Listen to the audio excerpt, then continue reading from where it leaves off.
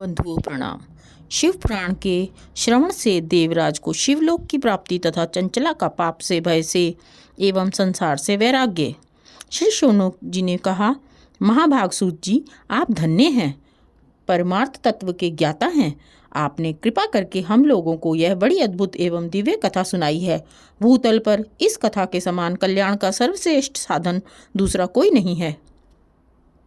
यह बात हमने आज आपकी कृपा से निश्चय पूर्वक समझ ली। सूत जी, कलयुग में इस कथा के द्वारा कौन कौन से पापी शुद्ध होते हैं, उन्हें कृपा पूर्वक बताइए और इस जगत को कृतार्थ कीजिए।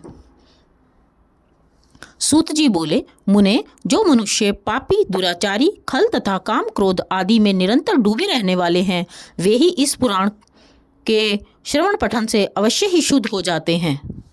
इसी विषय में जानकर मुनि इस प्राचीन इतिहास का उदाहरण दिया करते हैं, जिनके श्रवण मात्र से पापों का पूर्णतः नाश हो जाता है। पहले की बात है, कहीं किरातों के नगर में एक ब्राह्मण रहता था, जो ज्ञान में अत्यंत दुर्लभ, दरिद्र, रस बेचने वाला तथा वैदिक धर्म से विमुख था। वह स्नान संध्या आदि कर्मों से भ्रष्ट हो गया था और वैश्यवृत्ति में तत्पर रहता था। उसका नाम था देवराज। वह अपने ऊपर विश्वास करने वाले लोगों को ठगा करता था। उसने ब्राह्मणों, क्षत्रियों, वैश्यों, शूद्रों तथा दूसरों को भी अनेक बहानों से मारकर उनका धन हड़प लिया था, परंतु उस पापी का थोड़ा सा भी धन कभी धर्म के काम में नहीं लगा था। वह वैश्यागामी तथा सब प्रकार के आचार भ्रष्ट था। एक दिन घूमता घामता वह देवयोग से प्रतिष्ठान पूर्व झूसी प्रयाग में जा पहुंचा। यहाँ उसने एक शिवालय देखा, जहाँ बहुत से साधु महात्मा एकत्र हुए थे। देवराज उस शिवालय में ठहर गया, किंतु वहां पर उस ब्राह्मण को ज्वर आ गया। उस ज्वर से उसको बड़ी पीड़ा होने लगी। वहां एक ब्राह्मण देवता शिव पुराण की कथा सुना रहे थे। ज्वर में पड़ा हुआ देवराज ब्राह्मण के मुखारविंद से निकली हुई उस शिव कथा को निरंतर सुनता रहा। 1 मास के बाद वह ज्वर से अत्यंत पीड़ित होकर चल बसा। यमराज के दूत आए और उसे पाशों से बांधकर बलपूर्वक यमपुरी में ले गए। इतने में ही शिवलोक के भगवान शिव के पार्षदगण आ गए। उनके गौर अंग कर्पूर के समान उज्जवल थे, हाथ त्रिशूल से सुशोभित हो रहे थे। उनके संपूर्ण अंग भस्म से उद्भासित थे और रुद्राक्ष की मालाएं उनके शरीर की शोभा बढ़ा रही थी। वे सब के सब क्रोधपूर्वक यमपुरी में गए और यमराज के दूतों को मार पीट कर बारंबार धमकाकर उन्होंने देवराज को उनके चंगुल से छुड़ा लिया और अत्यंत अद्भुत विमान पर बिठाकर जब वे शिवदूत कैलाश जाने को उद्यत हुए, उस समय यमपुरी में बड़ा भारी कोलाहल मच गया। उस कोलाहल को सुनकर धर्मराज अपने भवन से बाहर आए। साक्षात दूसरे रुद्रों के समान प्रतीत होने वाले उन चारों दूतों को देखकर धर्मज्ञ धर्मराज ने उनका विधि पूर्वक पूजन किया और ज्ञान दृष्टि से देखकर सारा वृत्तांत जान लिया। उन्होंने भय के कारण भगवान शिव के उन महात्मा दूतों से कोई बात नहीं पूछी, उल्टे उन सबकी पूजा एवं प्रार्थना की। तत्पश्चात वे शिवदूत कैलाश को चले गए और यहाँ पहुंचकर उन्होंने उस ब्राह्मण को दया सागर सांब शिव के हाथों में सौंप दिया। शौनक जी ने कहा, महाभागसूत जी, आप सर्वज्ञ हैं। महामते, आपके कृपा प्रसाद से मैं बारंबार कृतार्थ हुआ। इस इतिहास को सुनकर मेरा मन अत्यंत आनंद में निमग्न हो रहा है। अतः अब भगवान शिव में प्रेम बढ़ाने वाली शिव संबंधी दूसरी कथा को भी कहिए।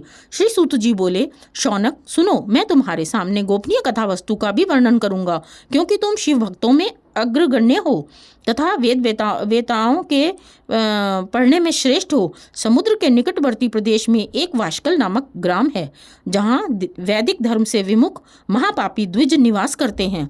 वे सब के सब बड़े दुष्ट हैं। उनका मन दूषित विषय भोगों में ही लगा रहता है। वे न तो देवताओं पर विश्वास करते हैं, न भाग्य पर। वे सभी कुटिल वृत्ति वाले हैं, किसानी करते और भांति भांति के घातक अस्त्र शस्त्र रखते हैं। वे व्यभिचारी और खल हैं। ज्ञान, वैराग्य तथा सधर्म का सेवन ही मनुष्य के लिए परम पुरुषार्थ है, इस बात को वे बिल्कुल नहीं जानते हैं। वे सभी पशु बुद्धि वाले हैं। जहाँ के द्विज अर्थात ब्राह्मण ऐसे हों, वहाँ के अन्य वर्णों के विषय में क्या ही कहा जाए।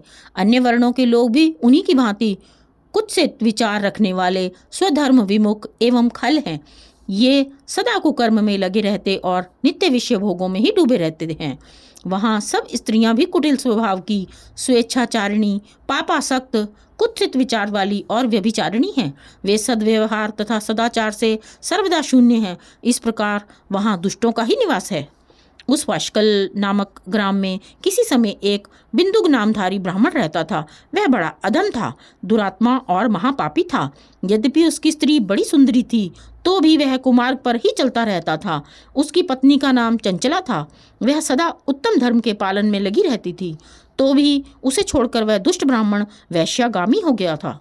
इस तरह कुकर्म में लगे हुए उस बिंदुक के बहुत वर्ष व्यतीत हो गए। उसकी स्त्री चंचला काम से पीड़ित होने पर भी स्वधर्म नाश के भय से क्लेश सहकर भी दीर्घ काल तक धर्म से भ्रष्ट नहीं हुई, परंतु दुराचारी पति के आचरण से प्रभावित हो आगे चलकर वह स्त्री भी दुराचारणी हो गई। इस तरह दुराचार में डूबे हुए उन मूढ़ चित्त वाले पति पत्नी का बहुत सा समय व्यर्थ बीत गया।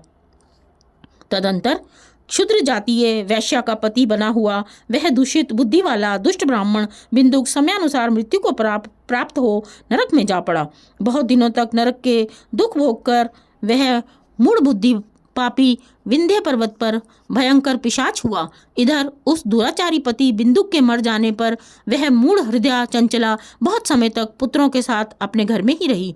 एक दिन देव योग से किसी पुण्य पर्व के आने पर वह स्त्री भाई बंधुओं के साथ गोकर्ण क्षेत्र में गई। तीर्थयात्रियों के संग से उसने भी उस समय जाकर किसी तीर्थ के जल में स्नान किया। फिर वह साधारणतः मेला देखने की दृष्टि से बंधुजनों के साथ यत्र तत्र घूमने लगी। घूमती घामती किसी देव मंदिर में गई और वहां उसने एक देवज्ञ ब्राह्मण के मुख से भगवान शिव की परम पवित्र एवं मंगलकारिणी उत्तम पौराणिक कथा सुनी।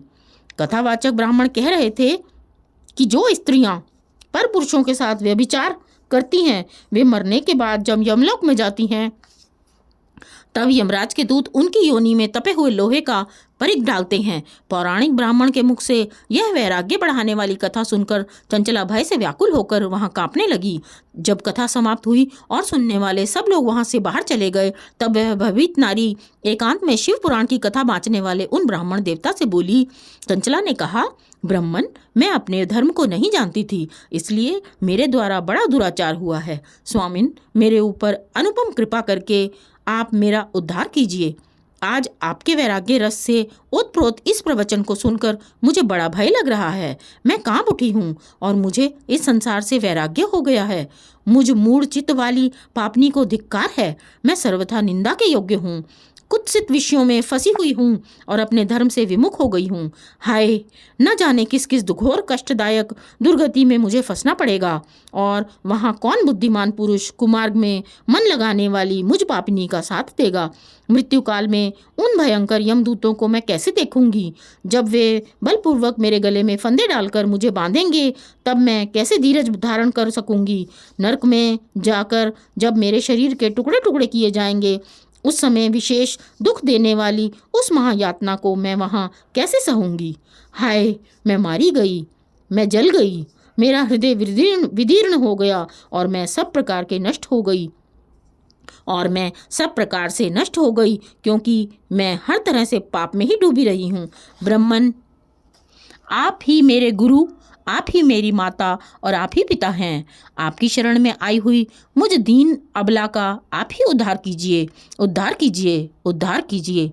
सूत जी कहते हैं, शौनक, इस प्रकार खेद और वैराग्य से युक्त हुई चंचला ब्राह्मण देवता के दोनों चरणों में गिर पड़ी।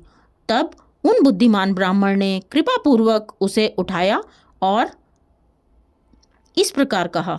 सूत जी कहते हैं, शौनक, इस प्रकार चंचला की प्रार्थना से ब्राह्मण का उसे पूरा शिव पुराण सुनाना और समयानुसार शरीर छोड़कर शिवलोक में जा चंचला का पार्वती जी की सखी एवं सुखी होना, ये अध्याय कल किया जाएगा। आज दूसरा और तीसरा अध्याय पूर्ण हुआ। जय जय।